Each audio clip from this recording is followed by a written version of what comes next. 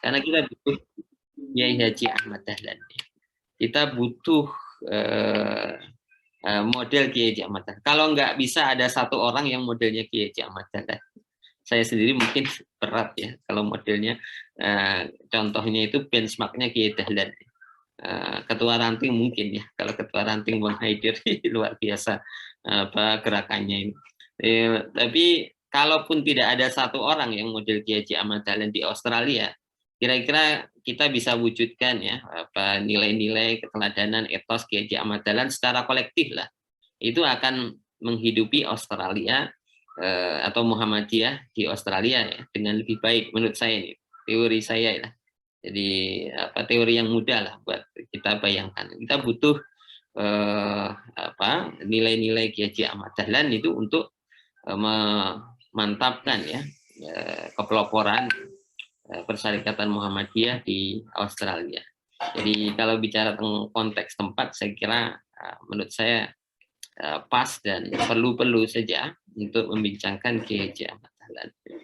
Ini kalau konteks waktu dan ruang itu berpadu ya, berpadu untuk kita bisa membincangkan Kiai Haji Ahmad Dahlan dan pelajarannya. Karena Kiai Haji Ahmad Dahlan itu orang yang interaksinya dengan Al-Quran ya itu luar biasa dan memberi pengaruh yang luar biasa dalam kehidupan. Nah, ini sedikit latar belakang mengapa saya mencoba ya untuk sharing ya berbagi mengenai pelajaran Kiai Haji Ahmad Dahlan ya. Tapi itu alasan yang substantifnya ya. Ada alasan pragmatisnya ini Bang Haidir, Bapak Ibu semua. Karena saya ke Australia itu nggak bawa banyak buku ya. Tapi di antara buku yang saya bawa ini buku ini ya. Buku pelajaran Kiai Haji Ahmad Dahlan. Jadi kalau alasan pragmatisnya kenapa Ustadz kok temanya ini? Karena saya bawa bukunya itu buku ini ya, buku pelajaran Kiai Haji Ahmad Dahlan yang ditulis oleh Kiai Haji Kiai Raden Haji Hajid ya, seorang santri junior Kiai Haji Ahmad Dahlan ini diterbitkan oleh Suara Muhammadiyah ya.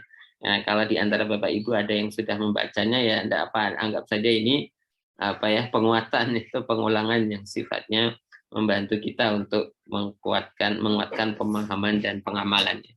Ini alasan pragmatisnya. Lalu kenapa kita bicara tentang pelajaran Kiai Haji Ahmad Dahlan tentang harta benda? Karena bulan Ramadan itu adalah bulan zakat juga dan bulan infak ya. Bulan yang ya, tema harta benda, tema infak, sedekah, zakat atau yang serupa itu sering dibahas ya di kesempatan ceramah-ceramah kultum ya atau bahkan khutbah ya di bulan Ramadan ya. Bulan Ramadannya Rasulullah itu luar biasa ya, dalam hal infak. Rasulullah itu orang yang paling dermawan, tapi lebih dermawan lagi di bulan Ramadan ya. Wa ajwadu ma yakunu fi Ramadan ya. Itu menurut riwayat Ibnu Abbas seperti itu. Jadi Rasulullah itu seperti apa tiupan angin saja ya apa sedekahnya ya. Dia bulan Ramadan ya. Itu mengapa kita perlu bicara tentang harta benda. Oleh karena itu, mohon izin untuk sedikit mengungkapkan ya pelajaran Kiai Haji Ahmad Dahlan di buku ini, khususnya di bagian 17 kelompok ayat Al-Quran. Buku ini sebenarnya dua bagian intinya, 7 falsafah hidup Kiai Haji Ahmad Dahlan, lalu ada 17 kelompok ayat Al-Quran. Saya ambil kelompok ayat kelima ya, bab kelima di 17 kelompok itu. Ayat yang dibahas adalah 2 ayat di surah At-Taubah ya. 2 ayat di surah At-Taubah ayat 34 dan 35 ya. Silakan jamaah mengakses Al-Qur'an ya untuk melihat 2 ayat ini. Sebelum saya sampaikan atau tampilkan 2 ayat ini yang digambarkan oleh Kiai Hajid itu sebagai ayat yang mengubah ya, atau sangat berpengaruh pada kepribadian Kiai Haji Ahmad Dahlan. Saya kutip kata-kata Kiai Haji ya, ketika menarasikan pengaruh ayat ini atau 2 ayat ini kepada Kiai Haji Ahmad Dahlan. Jadi kata Kiai Haji atau tulis Kiai Haji, ayat inilah yang menggoncangkan hati Kiai Dahlan. Ya. sehingga dapat mengadakan perubahan besar dalam dirinya sendiri. Ayat inilah yang pertama-tama menimbulkan semangat yang berkobar-kobar.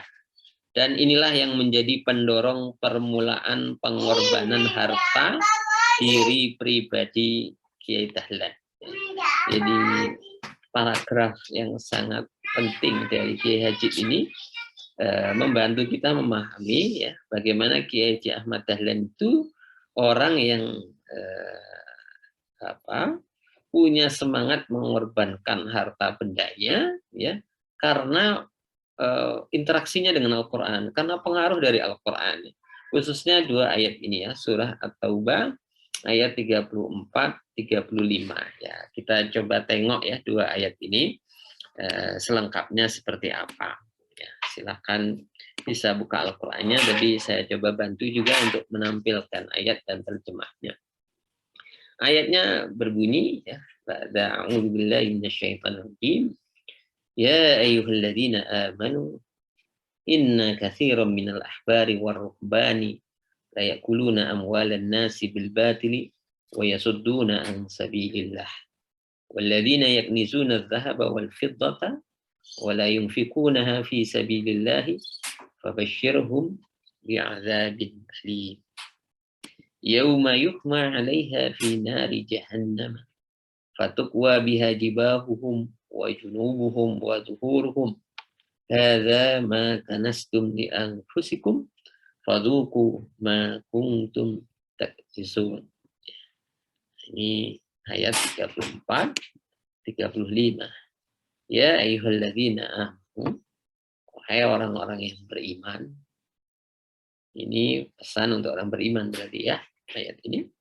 Inna katsiran minal ahbari war-ruhbani, sungguh banyak dari pemuka agama Yahudi dan Nasrani la yakuluna amwalan nasi bil batili ya.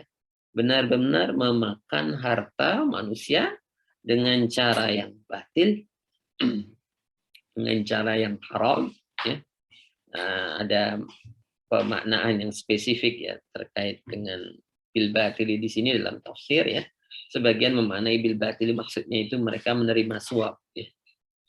Suap untuk mengubah fatwa atau pandangan keagamaan dari para pemuka agama ini.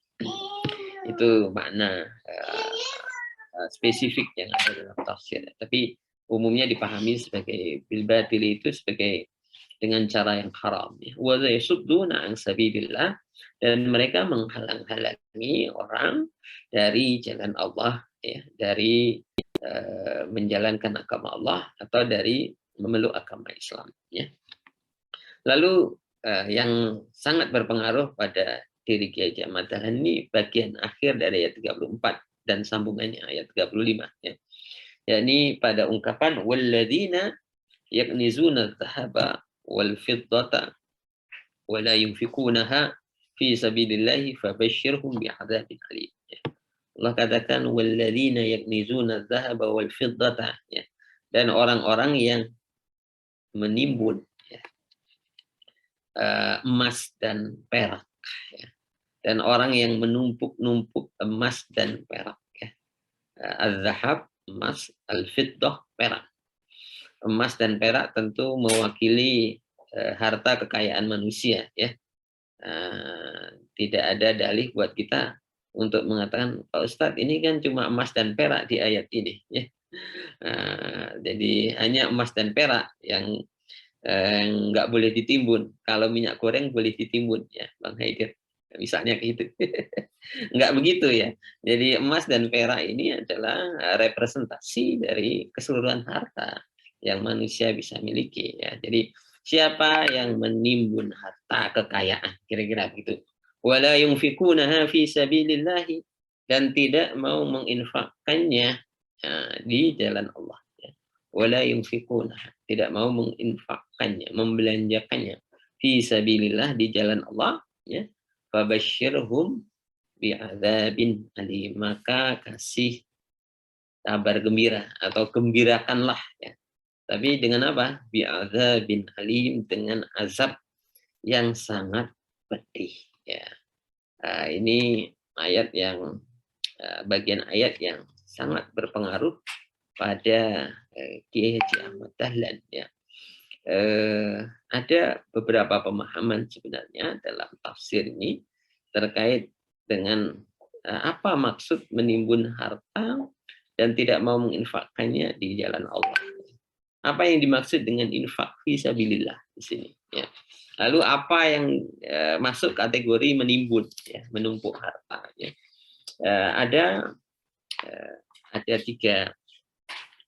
tiga pandangan ya, tiga mazhab ya sebenarnya dalam tafsir itu. Yang pertama menyebut bahwa disebut menimbun kalau punya harta yang banyak dan tidak ditunaikan zakatnya ya, itu masuk kategori menimbun ya.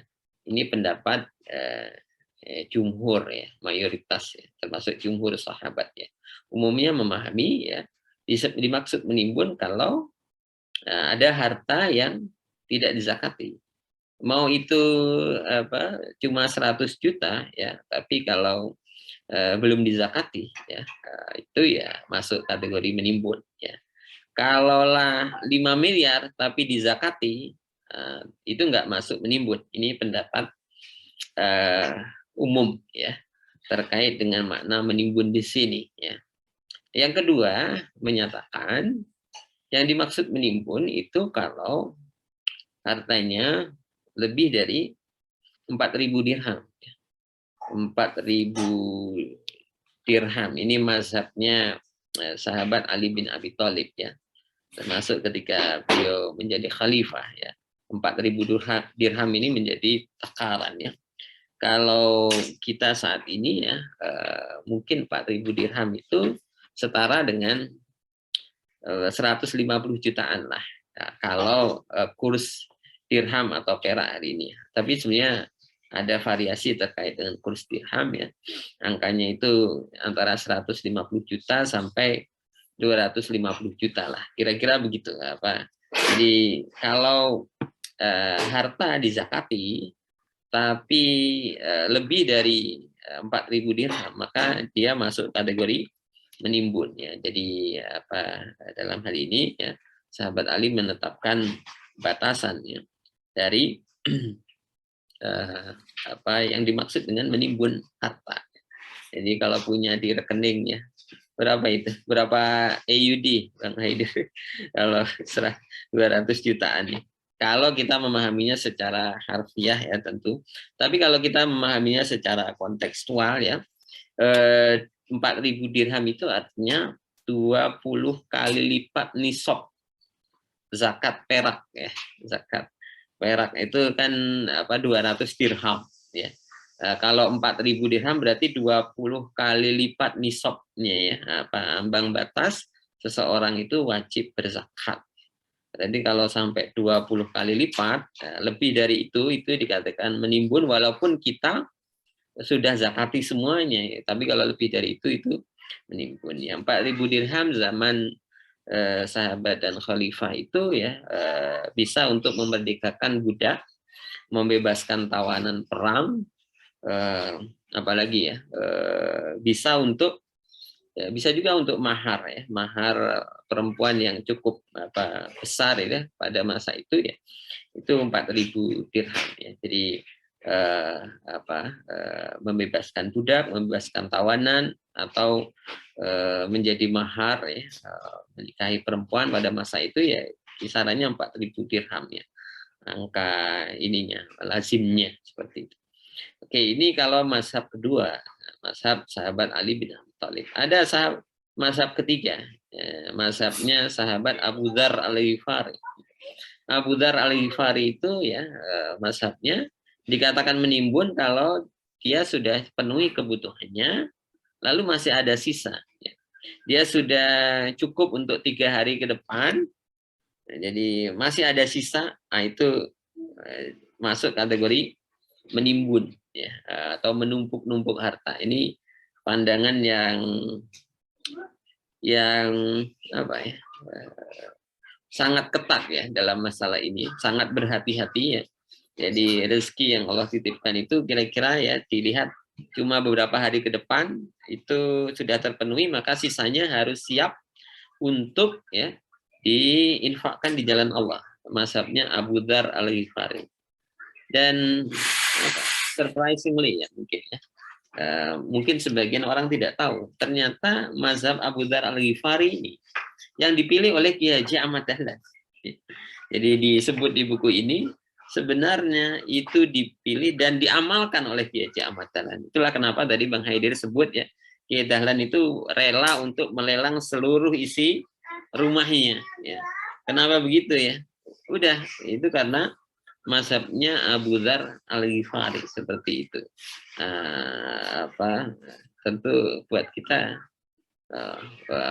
itu motivasi buat kita. Kalau Kiai Haji Ahmad Dahlan itu harus seperti Abu Dzar Al-Ghifari ya, untuk meletakkan fondasi yang kuat di Muhammadiyah ya.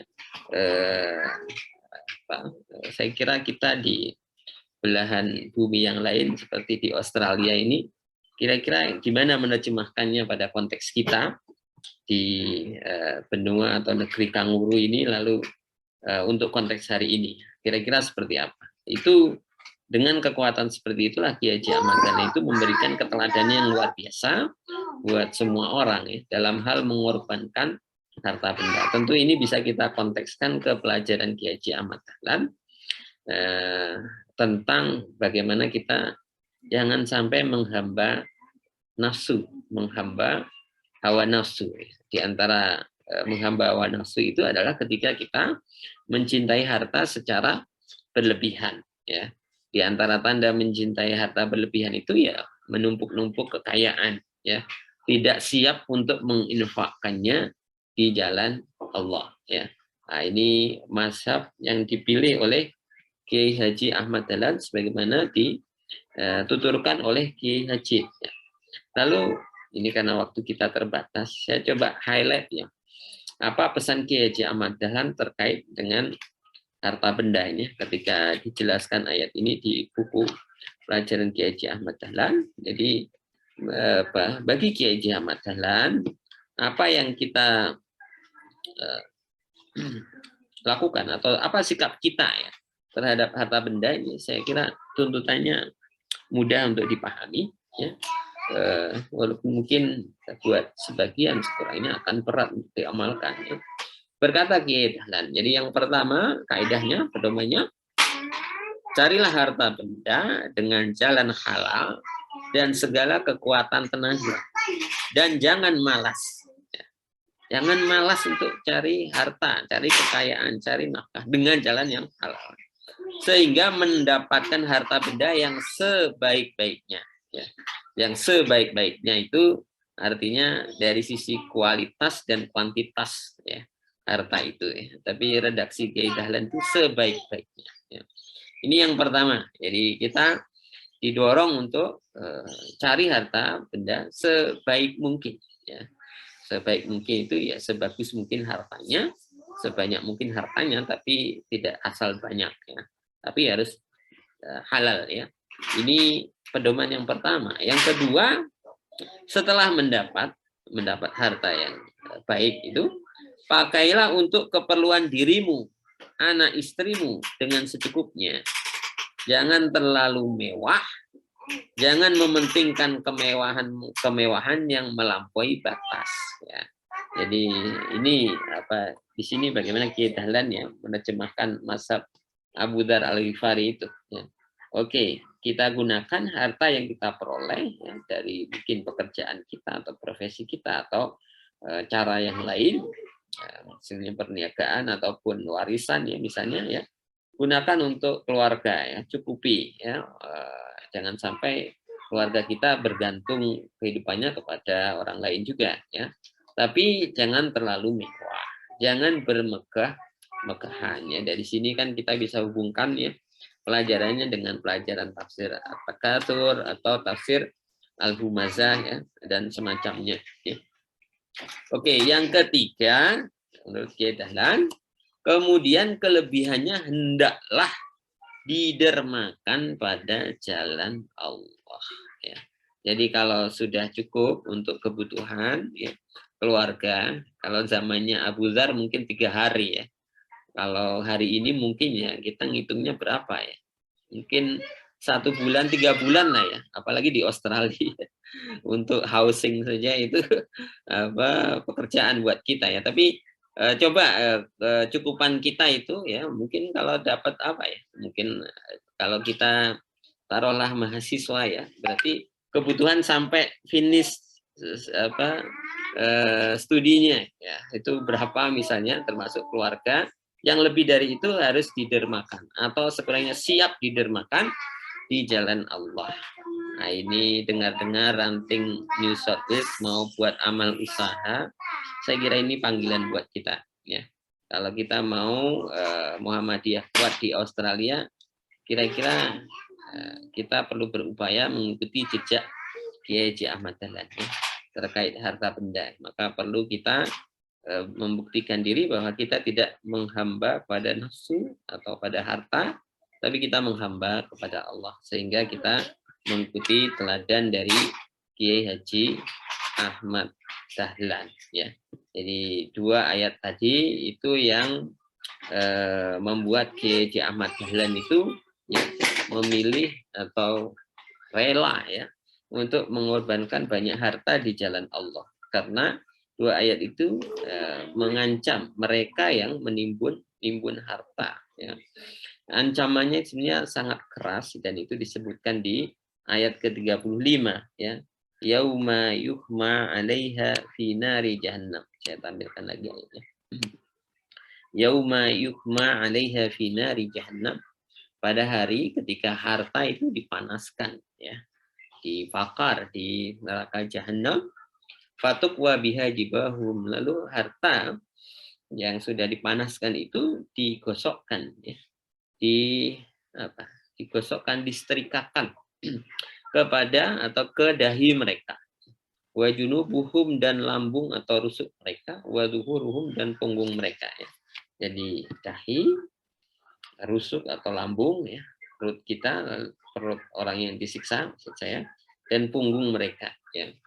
Nah, ini bagian yang membuat Kiai Haji Ahmad Dahlan itu sangat takut sekali dalam masalah harta ya. Jangan sampai harta itu menjadi investasi alat siksa. Mestinya harta itu menjadi investasi pahala buat kita. Maka gimana caranya kita menginfakkannya di jalan Allah. Jangan sampai seperti para penghuni jahanam itu ya, mereka disiksa dengan harta mereka, di dahi mereka, lambung mereka, dan punggung mereka. Tentu ini gambaran untuk keseluruhan tubuh ya. Yang disiksa itu semuanya, semua tubuh akan merasakan siksa ya. Tapi disebut ya beberapa bagian tubuh ini saja. Ini luas bahasanya dalam tafsir ya. Tapi di antara yang menarik ya dalam pemaknaan ya. Mengapa bagian tubuh ini saja ya. Kenapa kok dahi mereka? Ya. Karena dahi mereka ini yang biasa berkerut. Dahi orang kaya, ketika ada orang miskin datang meminta, itu sudah mengenyitkan dahi. Ya. Ini apa lagi ini? Pagi-pagi proposal datang, ada pengamen datang, lalu orang miskin datang, ya.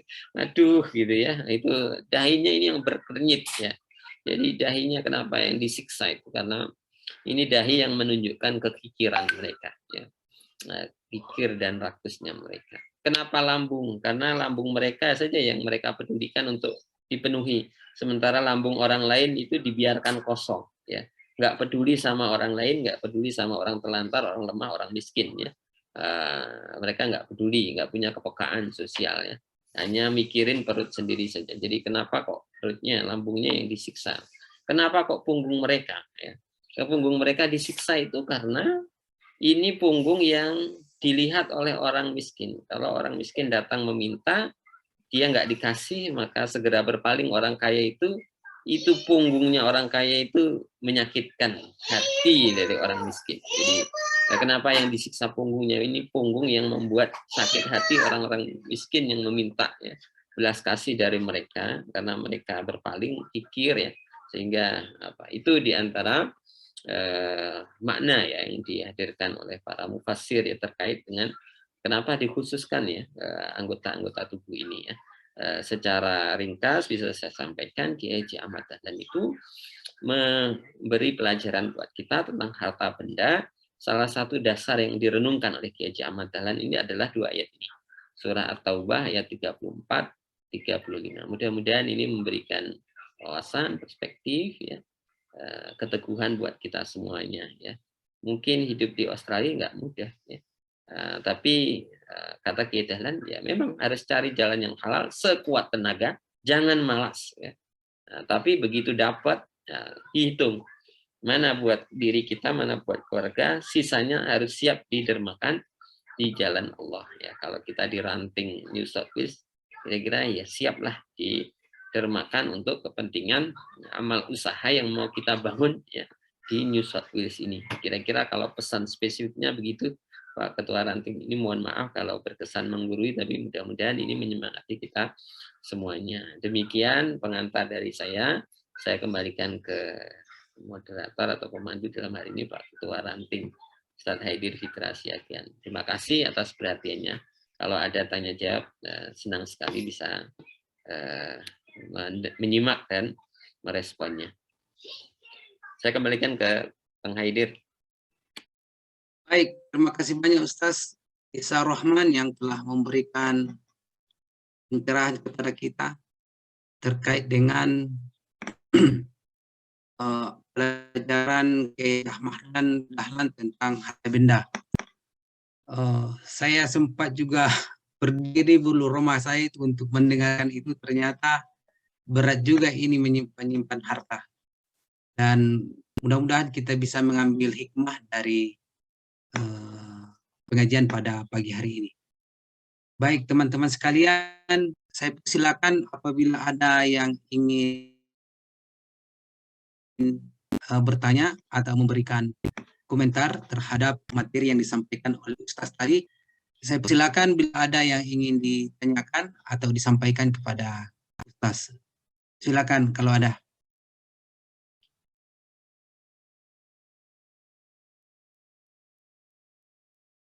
Baik, sambil menunggu, saya melanjutkan saja pertanyaan dari ibu saya, Ustaz, beberapa hari yang lalu. Ini ibu saya di kampung, ya sudah tua, ya. Jadi sebagian dari nafkahnya itu dari kami, dari anak-anaknya. Setiap saat kita mengirim nafkah kepada beliau dari anak-anaknya. Dia bertanya kepada saya, apakah setiap kiriman kami, uangnya itu yang sudah dia peroleh dari kami, wajib dia keluarkan zakatnya. Kalau wajib dia keluarkan zakatnya, berapa banyak yang harus dia keluarkan dari nafkah yang kami kirim kepada beliau. Kira-kira seperti itu pertanyaannya kepada saya, Ustaz, ya. Nanti kalau sudah ada jawabannya saya akan sampaikan kepada beliau. Begitu, Ustaz. Ya. Baik. Oke, pertanyaan menarik sekali ya. Kalau ada penghasilan ya dari pemberian dari keluarga, ada nafkah ya, nafkah ya.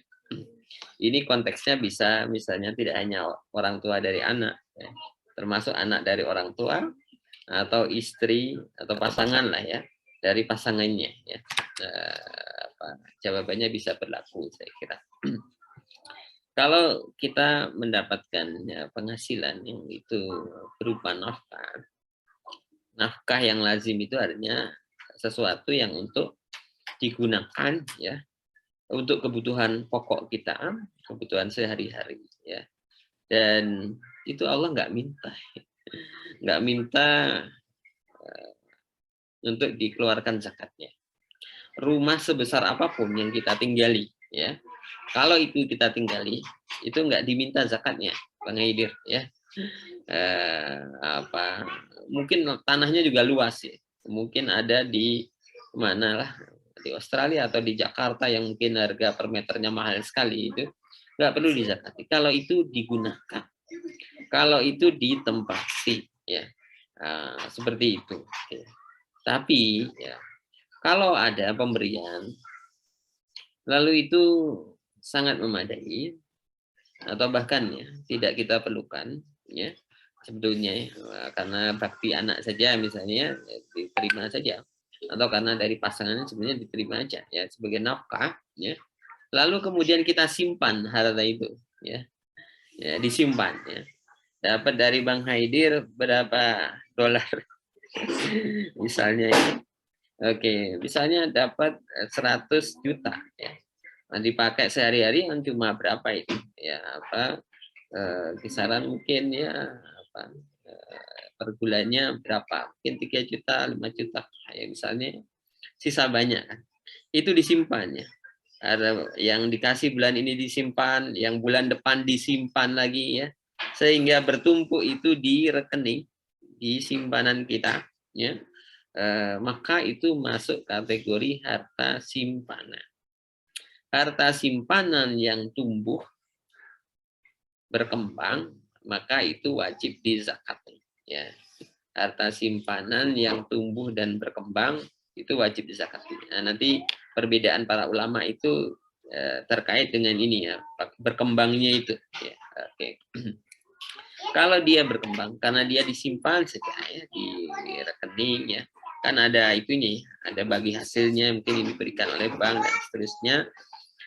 Apalagi kalau tidak ada inflasi ya, signifikan ya, maka harta itu ya itu harta yang perlu disakati ya, karena dia masuk kategori harta yang disimpan ya.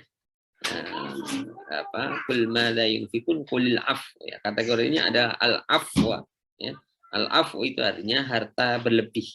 Harta berlebih disimpan ya, nggak dipakai, maka dihitung nisabnya, dihitung haulnya, dicek apakah itu milik sempurna ya, dalam penguasaan kita secara mutlak ya. Itu jadi nisabnya ya, kalau nisabnya nisab emas ya 85 gram ya, kira-kira berapa itu, mungkin kisaran 60 juta lah sekarang ya, atau sekitar itu ya. Itu lalu tercapai haulnya 1 tahun ya, mulai dari disimpan nggak dipakai itu 12 bulan yang akan datang itu masih ada segitu atau minimal segitu ya. Nah, itu berarti dia tercapai haulnya ya. Lalu kemudian itu dimiliki sempurna ya, tidak dipinjamkan ke orang ya misalnya. Nah, kalau dipinjamkan ke ponakan dan seterusnya kan nggak sempurna ya, nggak jadi milik sempurna, itu nggak apa-apa, nggak dizakati. Tapi kalau itu dalam kekuasaan kita harta itu ya, maka itu wajib dizakati ya, memenuhi syarat sebagai harta berlebih yang disimpan, milik sempurna, tercapai nisabnya, dan sampai haulnya. Jadi masa haul 1 tahun itu, nah itu perlu dizakati. Tapi kalau pengertiannya adalah nafkah yang lazim ya, itu tidak perlu dizakati Bang Haidir ya. Dan Bapak Ibu semuanya. Ya ini pandangan kita umumnya demikian. Makasih, mudah-mudahan menjawab. Ya, atas penjelasannya, alhamdulillah cukup dapat dipahami. Insya Allah kita akan mengambil hikmah dari penjelasan tersebut. Baik Bapak-bapak dan Ibu sekalian, waktu kita memang kita halo. Ya, kalau masih boleh ada. saya bertanya. Oke, baik Pak Abdul Latif, silakan Pak. Halo, assalamualaikum Pak Haidir. Saya Bang Latif nih dari UHAM, Kak. Menarik sekali. Mohon maaf saya baru muncul secara muka tadi sambil makan seperti itu. Iya. Melanjutkan pertanyaan yang tadi terkait tentang zakat. Yang ingin saya tanyakan adalah kami ini kan di Indonesia suka ada iuran ya, potongan Muhammadiyah seperti itu dari honor-honor kami lah seperti itu yang di Jakarta khususnya atau yang di Aum Muhammadiyah ini. Kemudian ketika berproses dalam 1 bulan itu kami itu ya, bukan kami, kita semua lah umat muslim terkadang suka berinfak dan lain sebagainya. Ternyata ketika dihitung-hitung dalam pajak lah seperti penghasilan lah ya, dalam 1 tahun itu ternyata penghasilannya besar gitu dan akan ada potongan. Nah pertanyaannya adalah kan potongannya itu 2,5% dalam 1 tahun. Apakah yang pernah kita kasih per bulan itu udah termasuk 2,5% atau di luar hitungan 2,5% itu dalam 1 tahun? Mungkin itu saja Ustadz. Terima kasih. Baik, silakan Ustaz langsung dijawab. Baik. Kalau iuran Muhammadiyah itu nggak masuk zakat ya. Oh iya. Innamal a'malu binniyat. Ibadah itu ada niatnya, Bang Latih ya. Jadi kalau niatnya iuran Muhammadiyah ya bukan zakat. Kalau niatnya zakat jadilah dia zakat ya. Kalau sebutannya akadnya adalah iuran Muhammadiyah, apalagi 10.000 aja ya. Itu ya bukan, jangan diklaim sebagai zakat ya. Zakat itu ya harus kita niatkan sebagai zakat ya, harta yang wajib dizakati. Oke. Kalau ada profesi penghasilan biasanya kalau di amal usaha Muhammadiyah itu sudah dipotong zisnya ya, zakat, infak, sedekah. Artinya dihitung kalau dia capai nisab berarti zakatnya sudah ditarik 2,5%. Tapi kalaupun belum ya, berarti itu perlu dihitung sendiri ya. Di luar yang yang sudah dipotong ya. Mungkin ada tagihan dari koperasi di luar itu ya. Mungkin ada potongan infak ya di luar itu ya. Mungkin juga ada pajak itu bisa di luar itu ya. Nanti silakan dikurangi dengan kebutuhan pokok ya. Pokok itu kalau di tarjih sudah mencakup sandang, pangan, papan, pendidikan, kesehatan, utang, transportasi dan seterusnya. Itu kebutuhan pokok ya. Itu silakan dikurangi kalau mau net ya sifatnya. Tapi di tarjih boleh orang pakai cara menghitungnya bruto saja. Jadi nggak usah pakai repot-repot ngitung transport saya berapa ya, bensin saya berapa, ini berapa ya, dihitung aja brutonya. Itu kalau hartanya udah berlimpah ya.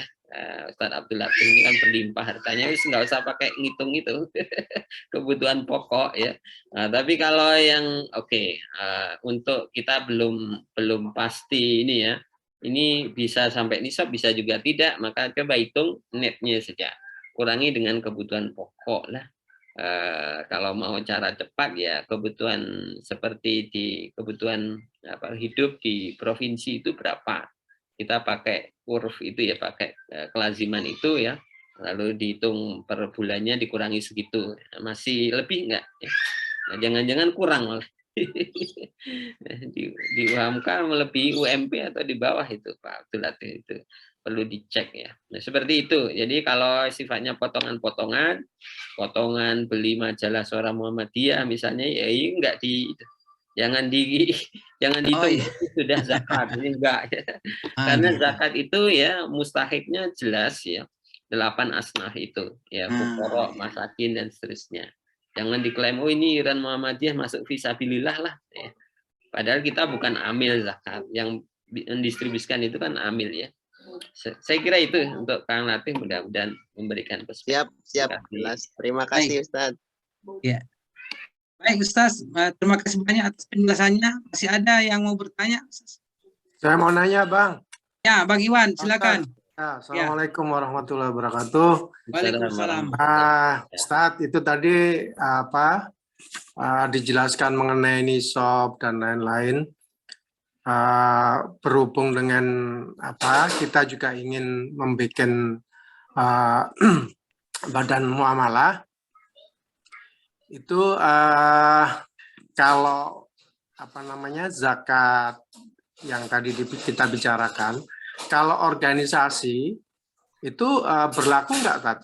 Jadi maksud saya kalau kita bergabung dengan suatu organisasi, atau intinya kalau badan usaha ya itu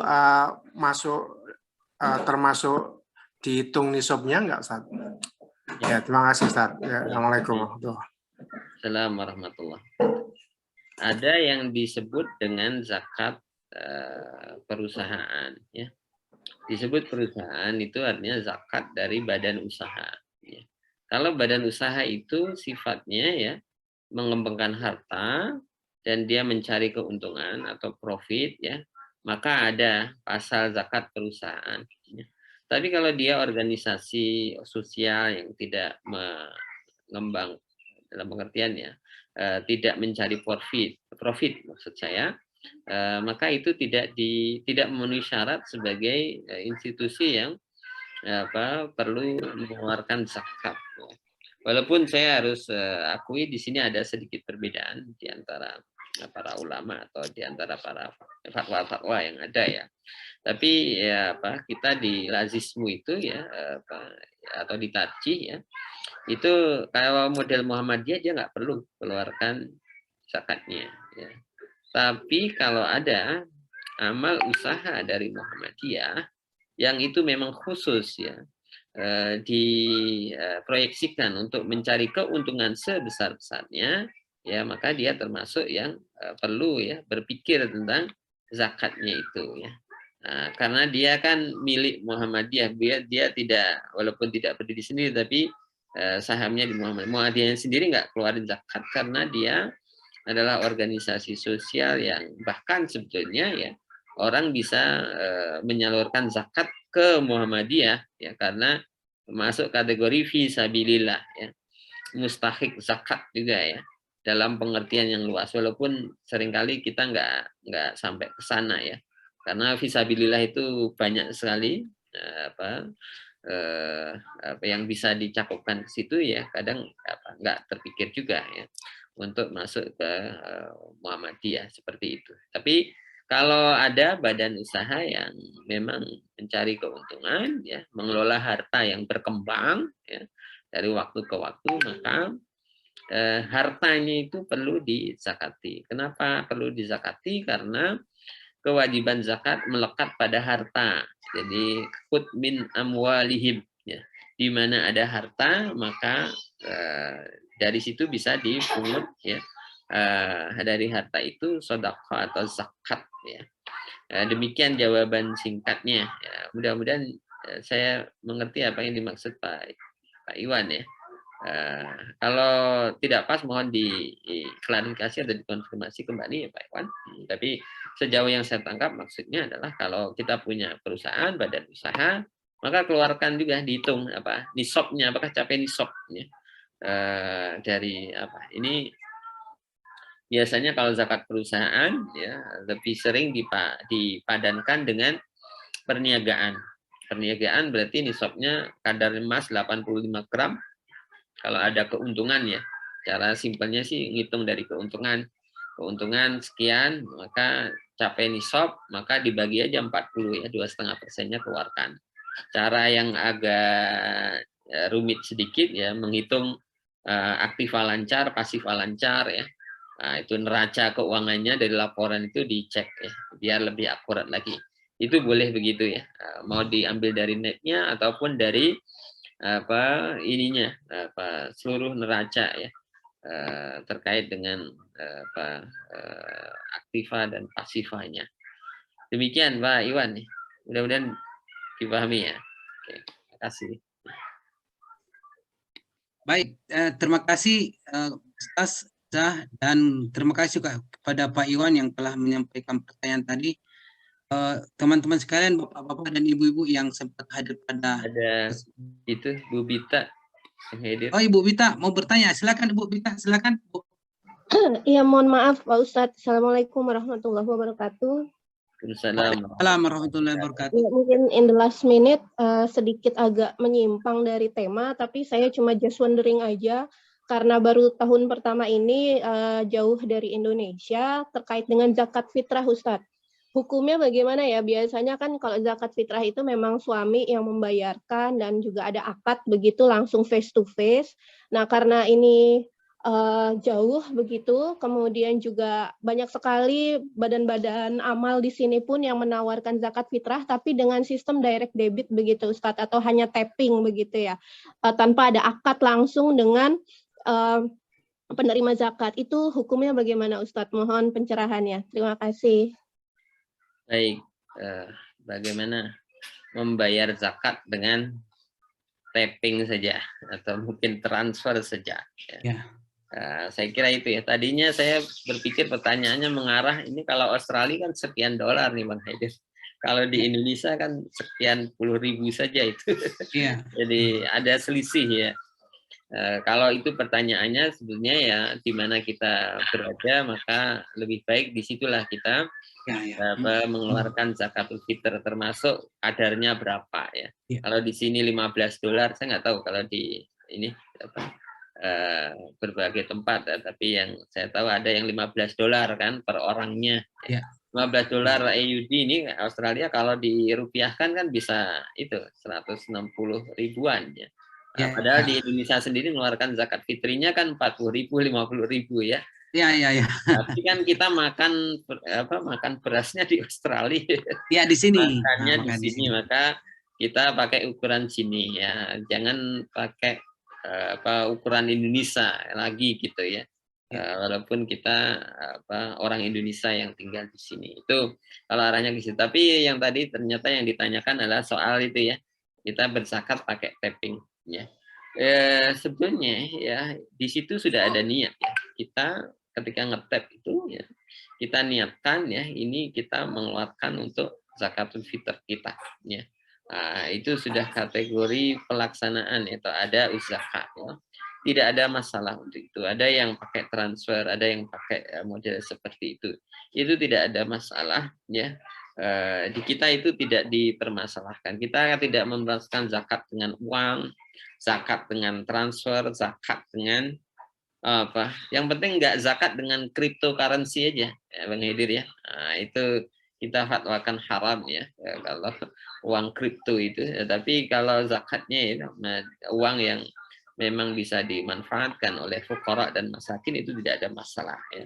Nggak harus dirupakan dalam bentuk makanan pokok ya atau makanan pokok warga setempat, itu tidak harus seperti itu. Kalau di kita pahamnya luas dan luwes seperti itu ya, termasuk teknisnya ya.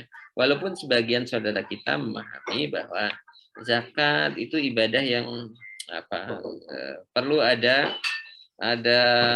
khidmatnya ya kita, sehingga baiknya diantar langsung ke fuqara dan masakin ya. Kalau itu dipandang sebagai keutamaan tidak ada masalah juga, tapi tidak perlu ragu ya bahwa banyak ulama yang membolehkan ya zakat dengan uang, termasuk dengan cara mentransfernya ya, tidak secara langsung ngasih uang tapi ngasih transfer ya. Dan itu sudah biasa di kita. Lazismu pusat ini sedikit cerita saja. Kalau zakatul fitri yaitu bisa nerima ratusan juta dalam semalam malam terakhir bulan Ramadan atau malam Lebaran itu bisa terima dari zakatul fitr saja. Artinya banyak sekali mereka yang menunaikan zakatul fitri dengan cara seperti itu, dan itu tidak ada masalah ya. Dalam fikih zakat kontemporer kita itu tidak ada masalah untuk menunaikannya. Yang penting itu sesuatu yang memang sah ya, menurut uruf atau adat kita ya. Kalau di sini kan udah pakai ngetap gitu ya. Nah, itu niatkan itu sebagai zakatul fitr ya, untuk diri kita atau diri keluarga kita. Mudah-mudahan Allah menerima zakatul fitr yang kita laksanakan seperti itu. Mudah-mudahan dimengerti atau dipahami ini Bismita ya, terkait dengan penunaian zakat ya, secara tidak langsung dalam konteks pandemi, bahkan terutama ya tahun kemarin atau tahun sebelumnya itu penunaian zakat ini malah membantu kita ya melaksanakan ibadah ya, tapi dengan rasa aman juga ya. Jadi kalau ada transaksi apalagi dengan uang dan seterusnya itu meningkatkan risiko dan seterusnya. Jadi tidak ada masalah dalam hal ini. Terima kasih. Baik, terima kasih Pak Ustadz. Ya, terima kasih Ibu Bita. Baik, Ustadz, saya mohon izin lagi. Ada ini satu masalah